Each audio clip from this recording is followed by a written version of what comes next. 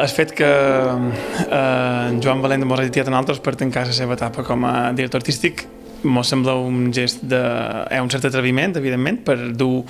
una obra d'avantguarda, diguéssim, de la segona meitat del segle XX, una obra que a més té uns mitjans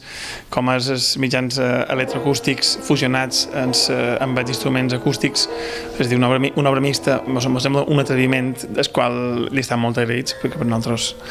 és una gran cosa poder tocar en el Festival de Pollença. El Festival de Pollença crec que ha agafat una dinàmica molt interessant, el fet d'incorporar música contemporània als seus repertoris, així com, evidentment, apostar pels músics mallorquins també he de considerar que és molt oportú.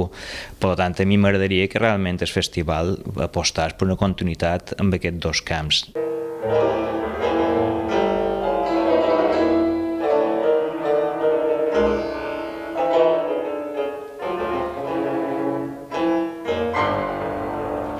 Crec que és un lloc molt adequat. Pensem que Mantra en el fons fa referència a rituals de tipus se pot dir protoreligiós o ser religiós o espiritual, per tant, quin lloc millor que un claustre, tot i que ja sigui un claustre que no té ús religiosos, per fer aquesta obra també,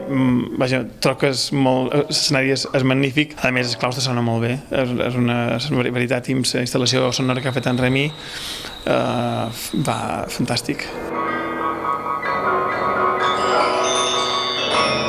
És una peça que no pot deixar indiferent a ningú, perquè el fet d'escoltar un piano amb un so tan diferent del que habitualment estem acostumats, per una banda, i sobretot en viu, perquè a vegades en les gravacions pot tenir sensacions també, però en viu és un efecte molt impressionant, sentir tots aquests moduladors com afecten el so del piano. Per una banda, després és una obra d'una densitat immensa en quant a quantitat de música.